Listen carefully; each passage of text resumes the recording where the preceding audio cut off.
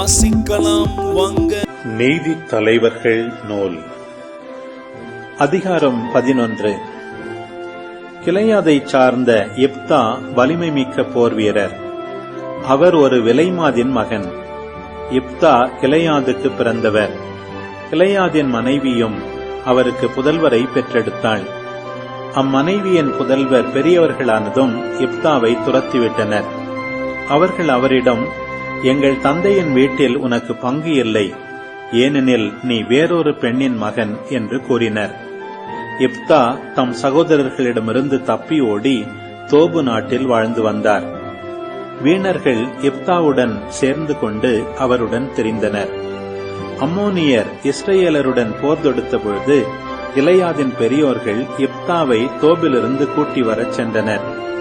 அவர்கள் யெப்தாவிடம், நீர் வந்து எங்களுக்கு தலைவராக இரும், அம்மோனியருக்கு எதிராக நாம் போரிடுவோம் என்றனர்.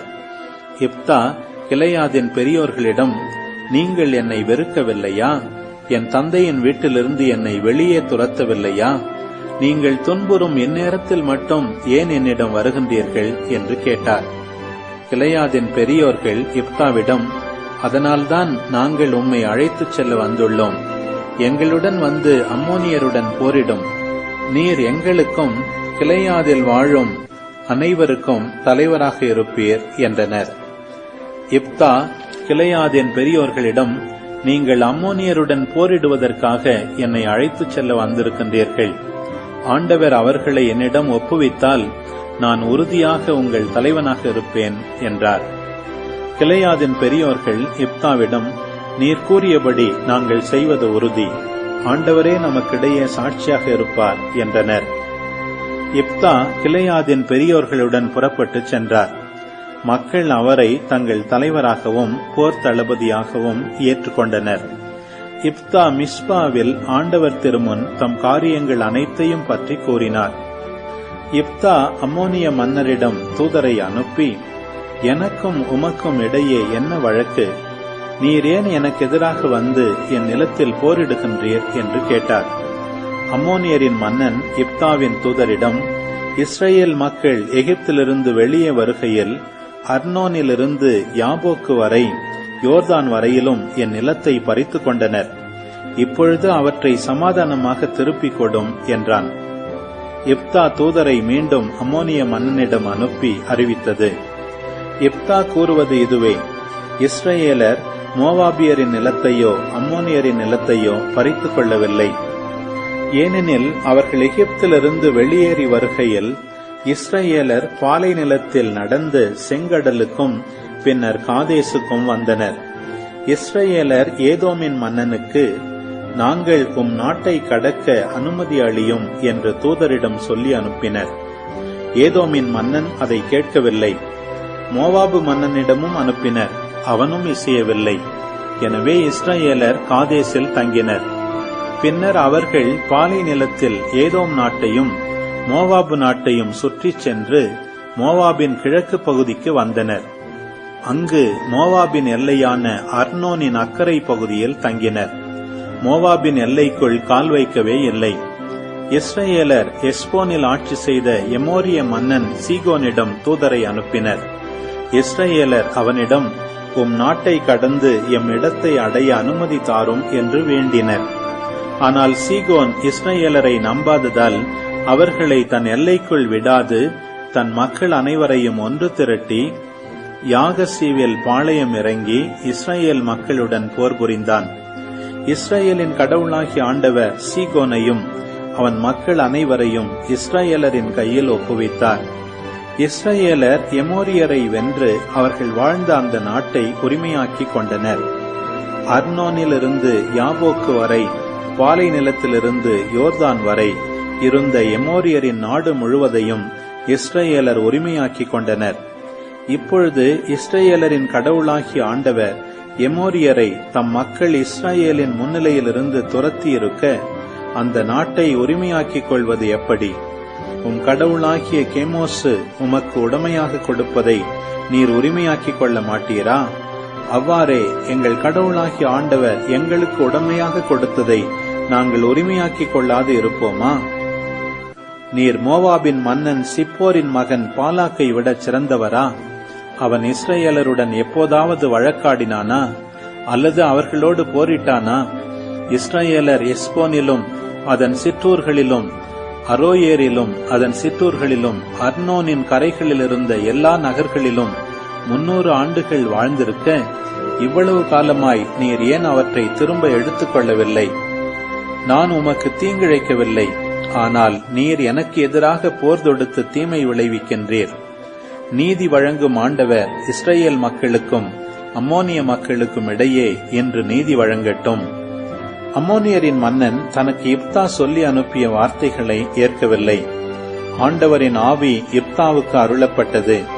அவர் கிளையாதையும் மனாசேயையும் கடந்து கிளையாதில் இருந்த மிஸ்பாவை கடந்து அங்கிருந்த அம்மோனியரை நெருங்கினார். இப்தா ஆண்டவருக்கு ஒரு நேர்ச்சை செய்தார். நீர் அம்மோனிய மக்களை என் கையில் ஒப்புவித்தால் அவர்களிடமிருந்து நான் வெற்றியோடு திரும்பும் பொழுது யார் என்னை சந்திக்க என் வீட்டு வாயிலிருந்து புறப்பட்டு வருகின்றாரோ அவர் ஆண்டவருக்கு உரியவர். அவரை கொண்டு வந்து எரிபலி ஆக்குவேன். இப்தா அம்மோனியருடன் போரிடச் சென்றார். ஆண்டவர் அவர்களை அவர் கையில் ஒப்புவித்தார். இப்தா அரோயேரிலிருந்து மின்னித்து அருகாமை வரை 20 நகர்களையும் ஆபெல் கெராமின் வரை இருந்த பகுதிகளையும் அழித்தார். இஸ்ராயேல் முன்னிலையில் அம்மோனியர் அடக்கப்பட்டனர். இப்தா மிஸ்பாவிலிருந்து தம் வீடு திரும்பினார். இதோ அவர் மகள் மேளதாளத்துடன் நடனமாடிக்கொண்டு அவரை சந்திக்க புறப்பட்டு வந்தாள். அவள் அவருடைய ஒரே மகள். அவருக்கு வேறு மகனோ மகளோ இல்லை. அவர் அவளை பார்த்தார். தம் உடைகளை கிழித்துக் கொண்டு, ஐயோ என் மகளே, நீ எனக்கு மோசம் செய்து விட்டாயே, நீ என்னை துன்பத்திற்கு ஆளாக்கி விட்டாயே. நான் ஆண்டவருக்கு வாக்கு கொடுத்து விட்டேனே, அதை நான் மாற்ற முடியாதே என்றார். அவள் அவரிடம், அப்பா, நீங்கள் ஆண்டவருக்கு வாக்கு கொடுத்து விட்டீர்கள் என்றால் உங்கள் வாக்கின்படியே எனக்கு செய்யுங்கள். ஏனெனில் ஆண்டவர் உங்கள் எதிரிகளான அம்மோனியரை உங்களுக்காக பழிவாங்கிவிட்டார் என்றாள். அவள் தந்தையிடம், என் விருப்பத்தை நிறைவேற்றுங்கள். 2 மாதங்கள் என்னை தனியாக விடுங்கள். நான் மலைகளில் சுற்றித் திரிந்து எனது கன்னிமை குறித்து என் தோழியருடன் துக்கம் கொண்டாடுவேன் என்றாள். அவர் சென்று வா என்று சொல்லி அவளை 2 மாதங்களுக்கு அனுப்பி வைத்தார். அவள் தன் தோழியருடன் சென்று தன் கன்னிமை குறித்து மலை மீது துக்கம் கொண்டாடினாள். 2 மாதங்கள் முடிந்த பின் அவள் தன் தந்தையிடம் வந்தாள். அவர் தாம் செய்திருந்த நேர்ச்சையின்படி அவளுக்கு செய்தார். அவள் ஆணுறவு கொள்ளவே இல்லை. அன்று முதல் இஸ்ராயேல் மகளிர் ஆண்டுதோறும் 4 நாள்கள் கிளையாதை சார்ந்த இப்தாவின் மகளுக்காக துக்கம் கொண்டாடுவது இஸ்ரேலில் வழக்கமாயிற்று. நீதி தலைவர்கள் நூல் அதிகாரம் 12. எப்ராயிம் மக்கள் ஒன்று திரண்டு சாப்போனை கடந்து சென்று இப்தாவிடம், எங்களை உம்முடன் செல்ல அழைக்காமல் நீர் ஏன் அம்மோனியருடன் போர் புரியச் சென்றீர் என்று கேட்டனர். உமக்கு எதிராக நாங்கள் உம் வீட்டை நெருப்பில் எரிப்போம் என்றனர். இப்தா அவர்களிடம், அம்மோனியருடன் எனக்கும் என் மக்களுக்கும் பெரும் சச்சரவு ஏற்பட்ட போது நான் உங்களை உதவிக்கு அழைத்தேன். நீங்கள் என்னை அவர்கள் கையிலிருந்து விடுவிக்கவில்லை.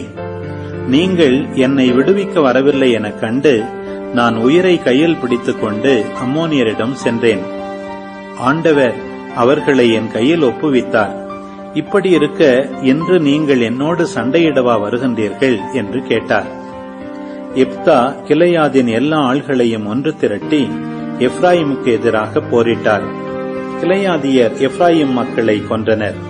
ஏனெனில் அவர்கள், கிளையாதியரே, எப்ராயிமுக்கும் மனாசேக்கும் இடையில் வாழும் நீங்கள் எப்ராயிமிலிருந்து தப்பி ஓடி வந்தவர்கள் என்று பழித்துரைத்திருந்தனர்.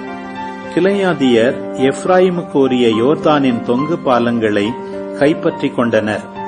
எப்ராயிமிலிருந்து தப்பி ஓடி வந்தவர்களுள் ஒருவன், நான் கடந்து செல்கிறேன் என்று சொன்னால், கிளையாதியர் அவனிடம், நீ எப்ராயிமை சார்ந்தவனா என்று கேட்பர்.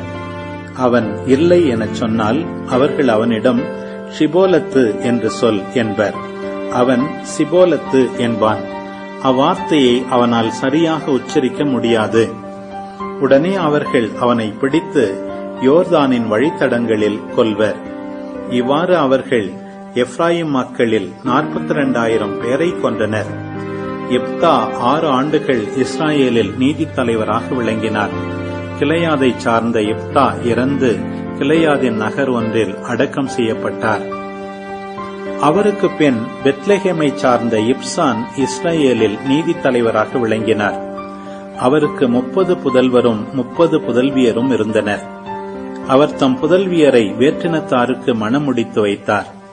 வேற்றினத்து பெண்கள் 30 பேரை தம் புதல்வருக்கு மணமுடித்து வைத்தார். அவர் 7 ஆண்டுகள் இஸ்ரேலில் நீதித் தலைவராக விளங்கினார். இப்சான் இறந்து பெத்லெகேமில் அடக்கம் செய்யப்பட்டார். அவருக்கு பின் செபுலோனை சார்ந்த ஏலோன் 10 ஆண்டுகள் இஸ்ரேலில் நீதித் தலைவராக விளங்கினார். செபுலோனை சார்ந்த ஏலோன் இறந்து செபுலோன் நிலப்பகுதியில் இருந்த அயலோனில் அடக்கம் செய்யப்பட்டார். அவருக்கு பின் பிராத்தோனாகிய இல்லேனின் மகன் அப்தோன் இஸ்ராயேலில் நீதித் தலைவராக விளங்கினார். அவருக்கு 40 புதல்வரும் 30 பேரன்களும் இருந்தனர். அவர்கள் 70 கோவேறு கழுதைகள் மீது சவாரி செய்தனர். அவர் 8 ஆண்டுகள் இஸ்ராயேலில் நீதித் தலைவராக விளங்கினார். பிராத்தோனாகிய இல்லேலின் மகன் அப்தோன் இறந்து அமலேக்கியரின் மலைநாட்டு எப்ராயிம் நிலப்பகுதியில் இருந்த பிராத்தோனில் அடக்கம் செய்யப்பட்டார்.